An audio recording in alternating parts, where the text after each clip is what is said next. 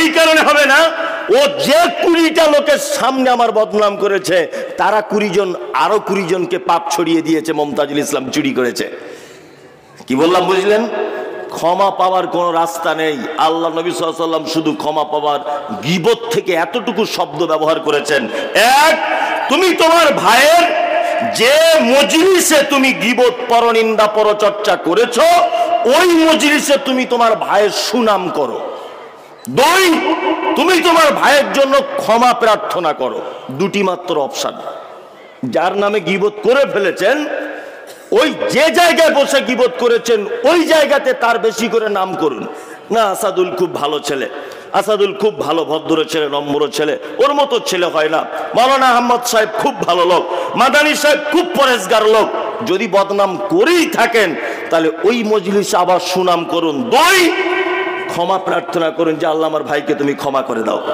তাহলে গীবতের পাপ থেকে বাঁচা যাওয়ার সম্ভব না। চাকা গাড়ির ভিতরেও আরটিওর একটা রুলস হচ্ছে যে একটা বোতলের ভিতরে গ্যাস ভরে রাখতে হবে। কারণ গাড়িটা যদি কখনো কোনো মুহূর্তে ইঞ্জিনে যদি আগুন লেগে যায়, তাহলে এই গ্যাস দিয়ে আগুনটা নেভানোর অনেক সহজ হবে। দুই, যারা মোটরসাইকেল 4 চাকা চালান, গাড়িতে পেট্রোল ব্যবহার করেন, আপনি পেট্রোল পাম্পে গিয়ে দেখবেন, লক্ষ্য করবেন যে লাল কালারের বালতিতে রং করা ঘর বাড়ি তৈরি করে যে বালি, ওই বালি ওতে রাখা আছে। দেখবেন, এগুলো দেখতে পান? কেন? বালিটা এই কারণে রাখা হয়েছে যে পেট্রোল পাম্পে কখনো কোনো সময় যদি আগুন যদি লেগে যায়, তাহলে বালু দিয়ে আগুন নেভানোর কাজ অতীব সহজ হয়। নাম্বার 3, আপনি নৌকাতে চলছেন, নৌকাতে চলার সময়তেও একই অবস্থা। আপনি কলকাতার কোনো বড় বিল্ডিং এ উঠেছেন, 2 তলাতে, 5 তলাতে, 20 তলাতে উঠেছেন, দেখবেন ওখানে এক্সট্রা একটা পাইপ লাইন করা আছে পানির জন্য। এমার্জেন্সি বিল্ডিংটাতে কখনো যদি আগুন লেগে যায়, পানি দিয়ে নিভাতে হবে। আপনি দেখেছেন কোনোদিন যে কোনো বাসের ভিতরে লাইফ জ্যাকেট রাখা আছে? লাইফ জ্যাকেট বোঝেন তো?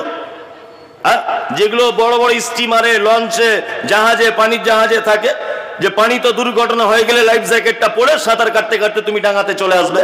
দেখেছেন কোনোদিন কোনো বাসে রাখা আছে? বাস তো নদীতেও পড়ে যেতে পারে, পারে কি পারে না? আপনি ট্রেনে দেখেছেন লাইফ জ্যাকেট ব্যবহার করার জন্য বলছে বারবার? না। আপনি কোনোদিন কোনো 20 তলা ফ্ল্যাটের উপর উঠে দেখেছেন যে কখনো তো বন্যা হয়ে 20 তলার উপরে পানি উঠে যেতেও পারে? ওই জন্য লাইফ জ্যাকেট ভাই এখানে রাখা থাকলো, যদি বন্যার কবলে পড়ে যায় তাহলে লাইফ জ্যাকেট পরে সাঁতার কাটবেন? আছে? নাই। তার মানে শুধু আল্লাহ সুবহানাহু ওয়া তাআলা বান্দাকে আগুন থেকে সতর্ক করেছেন এ নয়, সারা পৃথিবীতে মনুষ্য জাতিকে আগুন থেকে বাঁচাবার জন্য পৃথিবীর সমস্ত দায়িত্বশীল মানুষেরা কিন্তু তৎপর ব্যবস্থা করে রেখে দিয়েছে। নাই? আগুন মারাত্মক। পানিতে আপনাকে ফেলে দেওয়া হলো, সাঁতার জানেন আর না জানেন, সাঁতার বুঝেন আর নাই বা বুঝেন, তবুও হিচিড়ে কুচিড়ে এদিক ওদিক করে 1 ঘন্টা বেঁচে থাকা যাবে? যাবে না? যাবে। যদি আপনাকে আগুনের ভিতরে বেশি নয় 10 সেকেন্ড আপনাকে যদি রেখে দেওয়া হয়, বাঁচা যাবে? বাঁচা যাবে না। এর নাম আগুন। মুহাম্মদ সাল্লাল্লাহু আলাইহি ওয়াসাল্লাম তিনি বলেছেন, আগুন থেকে বাঁচো। কোন পর্যায়ে বাঁচো? ইত্তাকুন নার ওয়ালাউ বিশিক্কি তামারিন। খাজুরের একটা টুকরো হলেও আল্লাহর রাস্তাতে দিয়ে তোমরা জাহান্নাম থেকে বাঁচো, এর বিনিময়ে। খুব বড় কঠিন।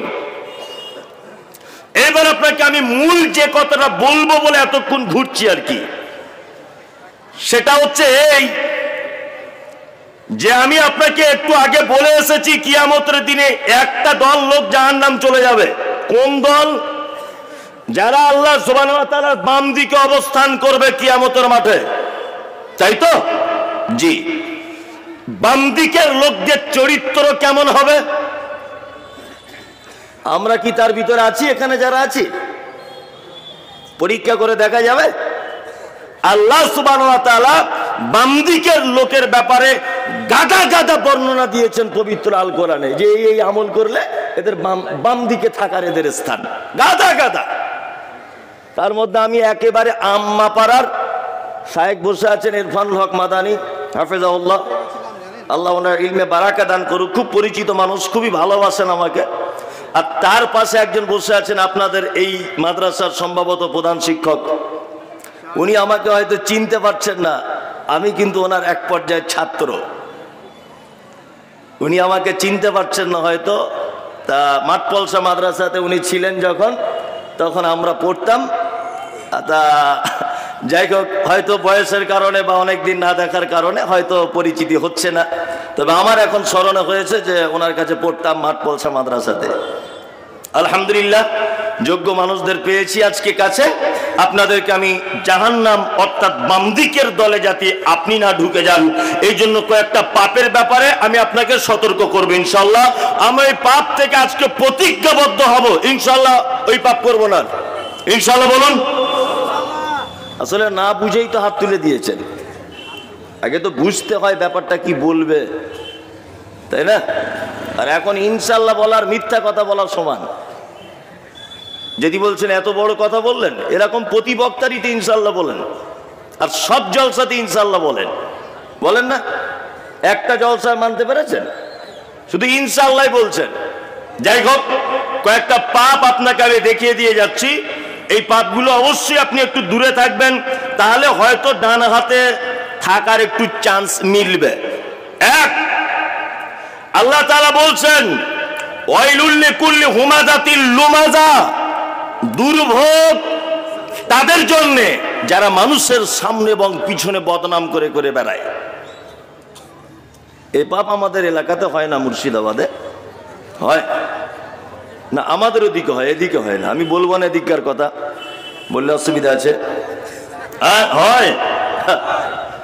কি আশ্চর্য ব্যাপার, পৃথিবীতে যে কত শ্রেণীর মানুষ, আপনার থেকে আমার যোগ্যতা কম, আপনার থেকে আমার বয়স কম, আপনার থেকে আমার টাকা কম, আপনার থেকে আমার রূপ কম, আপনার থেকে আমি কম দামি লোক, তবে একটা জিনিস আপনাদের থেকে আমার বেশি আছে। কি বলুন তো? প্রতিদিন অজস্র মানুষের সঙ্গে ঘোরাফেরা করা, বিভিন্ন জায়গায় সফর করার এক্সট্রা অভিজ্ঞতা আছে, আপনাদের সেটা নেই। এই অভিজ্ঞতাটা কিন্তু আপনাদের থেকে আমার অনেক একটু বেশি আছে। গীবত, পরনিন্দা। আল্লাহু আকবার। আসসালামু আলাইকুম। ওয়ালাইকুম আসসালাম। ঠিক এইভাবে। সত্যি আমাদের মসজিদে 30 বছর ইমাম সাহেব এসেছে, আপনার মতো লোক আসেনি। আপনি খুব আল্লাহওয়ালা মানুষ, আর আপনার কোরআন তেলাওয়াত এত মধুর, আল্লাহু আকবার, কলিজা ঠান্ডা হয়ে যায়। ফজরের নামাজ পড়ে বলেছে ইমাম সাহেবকে, এই লোকটা, ইমাম সাহেব কোনো কারণে তার ছেলের অসুস্থ, মোটর সাইকেল নিয়ে বাড়ি চলে গেছে। লোকটা জোহরের সময় মসজিদে নামাজ পড়তে এসেছে, এসে দেখছি ইমাম সাহেব নাই। ওই লোকটাই তখন পাশের চায়ের দোকানে গিয়ে বলছে, সব ভালো, একে পাল্টালেই ভালো হয়, বড্ড বেশি কামাই করে। অথচ ফজরের নামাজ পড়ি ওই লোকটাই বলছিল যে আপনার মতো ভালো লোক আর জগতে কেউ নাই, বলছিল না? এই লোকটাই বলছিল। এই করছে সেই গীবতকারী, সেই পরনিন্দাকারী। আল্লাহ নবী সাল্লাল্লাহু আলাইহি ওয়াসাল্লামকে বলা হচ্ছে, আল্লাহ রাসূল, গীবত কি?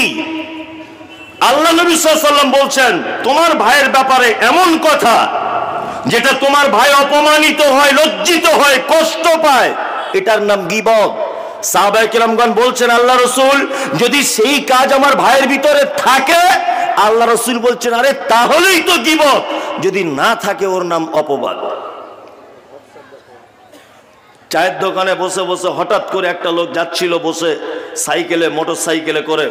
তা আর একটা লোক তখন বলছে, কি ব্যাপার বলতো, মোটর সাইকেলটা কিনলো, এত টাকা পেলো কি করে, আগে তো এত টাকা পয়সা ছিল না। তার একজন বসে বসে তখন মুচকে মুচকে হেসে হেসে বলছে, আরে মোটর সাইকেল কি আর এমনি কিনেছে, কলকাতায় রাজমিস্ত্রি ঠিকাদারি করতে গিয়ে মাল ঝেড়ে নিয়ে চলে এসছে। ওই ঝেড়ে নিয়ে এসছে তোমার বাপ দেখতে গিয়েছিল, তুমি এ কথা বললে কেন?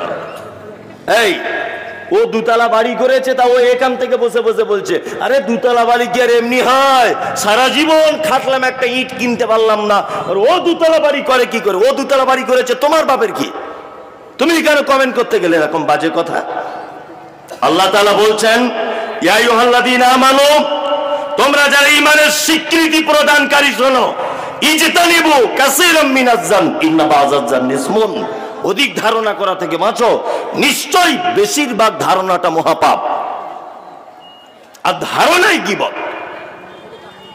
আমাদের নবী মুহাম্মদ সাল্লাল্লাহু আলাইহি ওয়াসাল্লাম মিরাজের রাত্রিতে যেতে যেতে একদল লোককে দেখতে পেলেন, যে সেই দলের মানুষদের হাতের নখগুলো তামা দিয়ে তৈরি করা, খুব বড় বড় হাতের নখ, আর তারা নিজেদের বুকের গোস্তগুলো টেনে টেনে ছিঁড়ে ফেলছে। আল্লাহ রাসূল জিবরিলকে বলছেন, জিবরিল এরা কারা? বলছে আল্লাহ রাসূল এটা আপনার উম্মতের ওই লোকেরা যারা ওর কথা চগলখড়ি করে 2 নম্বরি করে বেড়াতো, এরা কিয়ামত পর্যন্ত এ সাজা হতে থাকবে। সারা পৃথিবীতে হাদিস এবং কোরআন গবেষণা করে আমি মুমতাজুল ইসলাম ক্ষুদ্র জ্ঞান উপলব্ধি করে যা পেয়েছি, আমাদের দেশের মাটিতে 70টা বড় কাবিরা পাপ পাওয়া যায়। পিতামাতার সঙ্গে অসৎ ব্যবহার কাবিরা পাপ, ব্যভিচার কাবিরা পাপ, সুদ কাবিরা পাপ, পিতামাতার সঙ্গে অসৎ ব্যবহার কাবিরা পাপ, আত্মীয়তার সম্পর্ক ছিন্ন করা কাবিরা পাপ, প্রতিবেশীর সঙ্গে অসৎ ব্যবহার করা কাবিরা পাপ। এই সমস্ত কাবিরা পাপ 70টা আছে, তার ভিতরে এইটাও আছে, গীবত হচ্ছে কাবিরা পাপ। পৃথিবীতে একটা মাত্র পাপ আছে, যে পাপ ক্ষমা পাবার কোন রাস্তা মুহাম্মদ সাল্লাল্লাহু আলাইহি ওয়াসাল্লাম বর্ণনা করেননি। কোন ক্ষমা পাবার রাস্তা নেই। আপনি ব্যভিচার করেছেন তো ক্ষমা হয়ে যাবে, অসুবিধা নেই, তওবা করুন। সুদ খেয়েছেন, তওবা করুন, ক্ষমা হয়ে যাবে, কোনো অসুবিধা নাই। কিন্তু পৃথিবীতে একটা পাপ আছে, যে পাপের বাচ্চা হয়, তার নাম গীবত। যে পাপের বাচ্চা হয়, চায়ের দোকানে বসে আপনি আমার নামে বদনাম করেছেন, 20টা লোক বসেছিল সেখানে, 20টা লোক বদনাম করে বাড়ি চলে এসেছেন। মুমতাজুল ইসলামের বক্তব্য শুনে আল্লাহর ভয় ঢুকেছে মনে। আপনি ডাইরেক্ট এসে আমাকে বলছেন, ভাই আপনার নামে বদনাম করেছিলাম, দয়া করে আপনি আমাকে ক্ষমা করে দেন। আমি তখন বললাম ঠিক আছে, ক্ষমা করেই দিলাম। আচ্ছা বলুন তো, আমার নামে যে লোকটা বদনাম করেছে তাকে আমি যদি ক্ষমা করে দিই, ক্ষমা হবে কি হবে না? হবে? হবে না, পদ্ধতি নেই। জি, কারণ এই কারণে হবে না, ও যে 20টা লোকের সামনে আমার বদনাম করেছে, তারা 20 জন আরো 20 জনকে পাপ ছড়িয়ে দিয়েছে, মুমতাজুল ইসলাম চুরি করেছে। কি বললাম বুঝলেন? ক্ষমা পাওয়ার কোন রাস্তা নেই। আল্লাহ নবী সাল্লাল্লাহু আলাইহি ওয়াসাল্লাম শুধু ক্ষমা পাওয়ার গীবত থেকে এতটুকু শব্দ ব্যবহার করেছেন। এক, তুমি তোমার ভাইয়ের যে মজলিসে তুমি গীবত, পরনিন্দা, পরচর্চা করেছো, ওই মজলিসে তুমি তোমার ভাইয়ের সুনাম করো। 2, তুমি তোমার ভাইয়ের জন্য ক্ষমা প্রার্থনা করো। 2টি মাত্র অপশন। যার নামে গীবত করে ফেলেছেন, ওই যে জায়গায় বসে গীবত করেছেন, ওই জায়গাতে তার বেশি করে নাম করুন। না, আসাদুল খুব ভালো ছেলে, আসাদুল খুব ভালো ভদ্র ছেলে, নম্র ছেলে, ওর মতো ছেলে হয় না। মাওলানা আহমদ সাহেব খুব ভালো লোক, মাদানী সাহেব খুব পরেশগার লোক।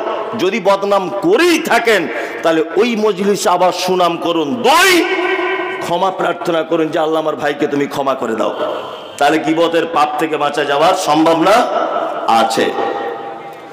তারপর আল্লাযী জামা মালা ওয়া আদ্দাদা, আল্লাহ তাআলা বলছেন যারা মাল জমা করে, গুনে গুনে রাখে, আজকে এত টাকা, কালকে অত টাকা, পরশু অত টাকা, গুনে গুনে রাখে। ইয়াহসাবু আন্না মালাহু আখলাদা, এবং তারা ভাবে আমার মাল চিরস্থায়ী থেকে যাবে, আমার মাল আমাকে বাঁচাবে। পৃথিবীতে মাল কাউকে বাঁচাতে পারে? পারে? পারে না। আমাদের দেশের মাটিতে প্রেম কম থাকার কারণে অনেক মেয়েকে দেখতে পাওয়া যায় আত্মহত্যার পথ বেছে নেয়। স্বামী স্ত্রী মিল মোহব্বত না হবার কারণে অনেক মেয়েরা বিষ পান করে গলায় দড়ি নিয়ে ঝুলে পড়ে। অনেক মেয়েরা স্বামীর ভালোবাসা না পাবার কারণে বাপের বাড়িতে বসে থাকে, ভাই ভাবিদের গালাগালি শোনে। এইরকম ইতিহাস যেমন আমরা শুনতে পাই পেপার পত্র পত্রিকায়, অপরদিকে এটাও দেখতে পাই যে আমাদের দেশের মাটিতে তার স্ত্রীকে ভালোবেসে কোটি কোটি টাকা দিয়ে তাজমহল বানিয়েছিলেন। তার নাম হচ্ছে শাহজাহান। নাম জানেন? বইয়ের জন্য তাজমহল করেছিলেন কোটি কোটি টাকা খরচা করে। আজও তাজমহল পড়ে আছে, বেগমও নাই, শাহজাহানও নাই। আছে? নাই। কমরেড জ্যোতিবাবু বামফ্রন্টের সব থেকে দাপুটে নেতা ছিল, কমরেড জ্যোতিবাবু বেঁচে নেই। জি, বেঁচে নেই। প্রিয়রঞ্জন দাস মুন্সি রাজনৈতিক বক্তব্য জাদুকর ছিলেন তিনি, বয়স্ক মানুষেরা জানেন, বেঁচে নেই। এই সেই মুর্শিদাবাদ, একটাও রাজা বাদশা বেঁচে নেই। আল্লাহ তাআলা বলছেন, মাল যদি কেউ জমা করে আর গুনে গুনে যদি রাখে, আর এটা যদি ভাবে যে আমার মাল আমাকে বাঁচাবে, কখনোই বাঁচাতে পারে কে? না, বাঁচাতে পারে? অনেক মানুষ আছে না, সারা জীবন মাল কামাই করে যাচ্ছে, কামাই করে যাচ্ছে, কোনটা হারাম কোনটা হালাল, কোনটা বৈধ কোনটা অবৈধ, কোন রকমের জাত বিচার কিছু আছে? হ্যাঁ, ওর কাছে কিছু বলতে যান তো কি বলবে? নামাজ পড়বে, এখন বেটাদের ভবিষ্যৎ করছি, বুঝছে না? বলছে বেটাদের ভবিষ্যৎ করছি। চাচা এখানে আসুন, আপনি এখানে আসুন, আসুন, আপনাকে কিছু বলবো না আমি, এখানে আসুন, আসুন না, আর আপনাকে ডাকছি, এখানে আসুন না। ভয় কেন? আসুন এদিকে। হ্যাঁ, পৃথিবী কার নাম আপনাকে দেখাচ্ছি। আপনার বয়স কত? 65। আপনার আব্বা বেঁচে আছে? কত বছর মারা গেছে? 30 বছর মারা গেছে ওনার আব্বা। 65 বছর ব্যক্তির মানে বয়স। আচ্ছা বলুন তো, 30 বছরে আপনার বাপের কবরের সাইডে কোনোদিন গিয়ে দোয়া করেছেন যে আল্লাহ আমার আব্বাকে ক্ষমা করে দাও? সত্যি কথা বলুন, আল্লাহর কসম আপনাকে অপমানের জন্য আমি ডাকিনি। আপনি আমার বাপের বয়সে আপনাকে অপমানের জন্য ডাকিনি, আপনাকে দিয়ে আমি জাতিকে একটা শিক্ষা, একটা বার্তা দিতে চাইছি। তাহলে আপনার আব্বা মারা গেছে 30 বছর, 30 বছর আপনি একবারও টাইম পাননি যে আপনার আব্বার কবরের সাইডে গিয়ে যে আল্লাহ আমার আব্বাকে একটু ক্ষমা করে দাও, এটা বলার সময় হয়নি। যান গিয়ে বসুন। এর নাম পৃথিবী। এর নাম কি? পৃথিবী। কার জন্য এত সম্পদ এক জায়গায় করছেন? ওনার আব্বাও কিন্তু এটা বলেছিল, ছেলের ভবিষ্যৎ করছি, ছেলের ভবিষ্যৎ তৈরি করছি। ছেলের ভবিষ্যৎ করতে গিয়ে এক পর্যায়ে হারাম টাকা উপার্জন করে, এক পর্যায়ে চুরি ছিনতাই সমস্ত কিছু করে বেটার জন্য বিশাল ধনভাণ্ডার রেখে গেছে। ফল হচ্ছে এই 30 বছর মরে যাবার পরেও বেটা একবারও টাইম পেল না কবরের ধারে গিয়ে বলতে, রব্বির হামহুমা কামা রাব্বায়ানি সাগীরা। আপনি কি আশা করছেন আপনার বেটা বলবে? হ্যাঁ, কখনো বলবে না, কখনোই বলবে না। কার ভবিষ্যৎ করছেন? কারো কোনো ভবিষ্যৎ নেই। আপনাকে একটা কথা বলে দিচ্ছি, মনোযোগ সহকারে শুনুন। উপর বাংলার একজন বিখ্যাত লেখক, বড় একজন আলেম, ডক্টর আসাদুল্লাহ গলিব, নাম সকলেই জানেন, প্রখ্যাত আলেম সারা বাংলাদেশে। ডক্টর আসাদুল্লাহ গালিব সিরাতুর রাসূল নামক একটা বই লিখেছেন। আল্লাহ নবী সাল্লাল্লাহু আলাইহি ওয়াসাল্লামের সংক্ষিপ্ত আকার একটা জীবনী প্রকাশ তিনি করেছেন বাংলাতে। বইটা আমি প্রতিনিয়ত পড়ি, প্রায় দিন দেখি কোন জায়গায় কি বলছেন। শেষের দিকে তিনি একটা কথা লিখেছেন, কথাটা আপনার সামনে আমি নকল করছি, দেখুন তো কেমন লাগে। এক, পৃথিবী থেকে হযরত মুহাম্মদ সাল্লাল্লাহু আলাইহি ওয়াসাল্লাম চলে গেছেন, দিনটা কি ছিল? কি বার? কি বার? একজন বলছে মঙ্গলবার, মানে ও কিছুই বুঝে না আর কি, বুঝলেন তো? সোমবার, সোমবার, তাই তো? ওনার বই থেকে বলছি, উনি বলছেন যেদিন বৃহস্পতিবার, সোমবারের আগে বৃহস্পতিবার, এই বৃহস্পতিবারের দিন আল্লাহ নবী সাল্লাল্লাহু আলাইহি ওয়াসাল্লাম মাগরিবের সালাতের শেষ ইমামতি করেছিলেন। 2 রাকাতে যে আয়াত অর্থাৎ যে সূরা তেলাওয়াত করেছিলেন, সেই সূরাটির নাম হচ্ছে সূরা মুরসালাত। শেষ যে আয়াত তিনি তেলাওয়াত করেছিলেন পৃথিবী থেকে বিদায় হয়ে যাবার আগে, সেই আয়াতটির শব্দ ছিল এই, ফাবি আইয়ি হাদিসিম বাদাহু ইউমিনুন। আল্লাহ তাআলা বলতে চাইছেন, এরপরেও কি তোমরা অন্য কোনো কথার উপর ঈমান আনবে? নবীজি যেন উম্মতদের জন্য বার্তা দিতে চাইছেন যে আমার পরেও কি তোমরা অন্য কোনো কিতাবের উপরে তোমরা ঈমান নিয়ে চলে আসবে? এশার আজান হচ্ছে মসজিদে, হাইয়া আলাস সালাহ, হাইয়া আলাস সালাহ, বেলাল আজান দিচ্ছে, আল্লাহ রসুল ওযু করলেন, যেভাবে উনি লিখেছেন আমি সেইভাবে বলছি, চুল পরিমাণে এদিক ওদিক করছি না, তারপরেও আমি মানুষ, বলতে গেলে মিস হতে পারে। একবার ওযু করলেন, ওযু করার পর আল্লাহ রসুল বেহুশ হয়ে গেলেন, আবার ওযু করলেন, আবার বেহুশ হয়ে গেলেন, আবার ওযু করলেন। বেহুশ হয়ে যাবার আগে আল্লাহ রসুল আবু বক্করের দিকে ইশারা করে বলছেন, আবু বক্কর ইমামতি করতে চলে যাও। হযরত আবু বক্কর ইমামতি করতে গেলেন বটে, কিন্তু মন চাইছে না। কারণ হচ্ছে একটা, যে বিশ্ব নবী তখন বেঁচে আছেন। হযরত আবু বক্কর সিদ্দিক রাদিয়াল্লাহু তাআলা আনহু আল্লাহ রসুল বেঁচে থাকার অবস্থায় 17 ওয়াক্তের ইমামতি করেছেন। 17 ওয়াক্তের। বৃহস্পতিবার আল্লাহ রসুল আর নববীতে ঢুকতে পারেননি, শুক্রবার আর ঢুকতে পারেননি নববীতে। শনিবারের দিন সকালে আল্লাহ রসুল সাল্লাল্লাহু আলাইহি ওয়াসাল্লাম একটু সুস্থতা বোধ করলেন। আয়েশাকে বলা হলো, আয়েশা দুজন কোন সাহাবীকে ডাকা হোক। দুজন সাহাবীকে আম্মাজান আয়েশা পর্দার আড়াল থেকে ডাকলেন। তারা এসেছে। আল্লাহ নবী সাল্লাল্লাহু আলাইহি ওয়াসাল্লাম দুইজন সাহাবীর কাঁধে ভর দিলেন। ভর দেওয়ার পরে মসজিদে নববীতে ঢুকছেন। হযরত আবু বকর তখন যোহরের নামাজের ইমামতি করছেন। হযরত আবু বকর বুঝতে পেরেছেন আল্লাহর নবী সাল্লাল্লাহু আলাইহি ওয়াসাল্লাম মসজিদে নববীতে ঢুকছেন। এই বুঝতে পারার কারণে হযরত আবু বকর পিছনে চলে আসার জন্য মনস্থির করলেন। আল্লাহ রাসূল সাল্লাল্লাহু আলাইহি ওয়াসাল্লাম আবার বললেন, আবু বকর তুমি নিজের জায়গাতে দাঁড়াও, একদম নিজের জায়গাতে থাকো, হিলবে না। হযরত আবু বকর দাঁড়িয়ে আছেন। সাহাবায়ে কেরামগণ আল্লাহ রসুলকে নিয়ে আবু বকরের বাম দিকে বসিয়ে দিলেন। আল্লাহ রসুল দাঁড়াতে পারছিলেন না, বাম দিকে বসানো হলো। আল্লাহ রসুল হলেন এখন ইমাম, আর মুকাব্বির হলেন হযরত আবু বকর। ইসলামের প্রথম মুকাব্বির হচ্ছেন হযরত আবু বকর সিদ্দিক রাদিয়াল্লাহু তাআলা আনহু। নামাজ শেষ করলেন। আল্লাহ নবী সাল্লাল্লাহু আলাইহি ওয়াসাল্লাম নামাজ শেষ করার পরে আয়েশার হুজরাতে ঢুকলেন। আয়েশার হুজরাতে ঢুকে প্রথমেই একটা কথা আল্লাহ রসুল বলছেন, আয়েশা আমাদের বাড়িতে কোনো সম্পদ আছে, মাল আছে কিছু? তখন আম্মাজান আয়েশা বলছেন, আল্লাহ রসুল আমাদের বাড়িতে 5টা থেকে 9টা, যেভাবে গালিব সাহেব লিখেছেন ওইভাবে বলছি, বলছে 5টা থেকে 9টা স্বর্ণের কয়েন অর্থাৎ দিনার আছে। 5 থেকে 9টা। দিনার মানে স্বর্ণের পয়সা, আর দিরহাম মানে চাঁদির পয়সা, সকলেই জানেন। তখন আল্লাহ নবী সাল্লাল্লাহু আলাইহি ওয়াসাল্লাম একটু বিরক্তি বোধ করে আয়েশাকে বলছেন, আয়েশা তুমি এখনো কেন এই 9টা দিনার বাড়িতে রেখে দিয়েছো? তুমি দান করে দিলে না? তখন আম্মাজান আয়েশা বলছেন, আল্লাহ রাসূল আপনি অসুস্থ ছিলেন, ব্যস্ততার কারণে কাউকে দান করতে পারিনি। তখন আল্লাহ নবী সাল্লাল্লাহু আলাইহি ওয়াসাল্লাম বলছেন, আয়েশা শোনো, কোন নবীর পক্ষে এটা উচিত নয়, কোন নবীর পক্ষে এটা শোভনীয় নয় যে এত নিকৃষ্ট সম্পদ নিয়ে আল্লাহর সঙ্গে সাক্ষাৎ করবে। তার মানে আল্লাহ রাসূল সাল্লাল্লাহু আলাইহি ওয়াসাল্লাম আয়েশাকে এটা বোঝাতে চাইলেন, আয়েশা তুমি যদি দান করে দিতে 9টা পয়সা, তুমি যদি 9টা দিরহাম আল্লাহ রাস্তায় খরচা যদি করে দিতে, তাহলে আমি নবী এর বিনিময়ে আখিরাতে পেয়ে যেতাম আল্লাহর কাছে।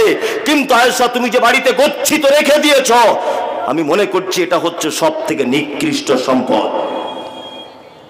তার মানে আপনি এখন হাফসাতে যে টাকাটা দান করে দিলেন এটা উত্তম সম্পদ। বাবুপুর মাদ্রাসাতে আমি আবার আসছি, মাদানী সাহেব আমাকে দাওয়াত করেছেন, আসবো। ওখানে আপনি যে টাকাটা খরচা করেন এটা হচ্ছে আপনার উত্তম সম্পদ, যেটা রেখে আপনি পৃথিবী থেকে চলে গেলেন বেটা বেটির জন্য, এটা হচ্ছে সব থেকে খারাপ সম্পদ। কারণ আপনি চলে গেলে মারামারি শুরু হয়ে যাবে। আপনার কবরের সাইটে 30 বছরে কোনোদিন রব্বির হামহুমা কামা রব্বায়ানি সাগীরা বলার কেউ থাকবে না।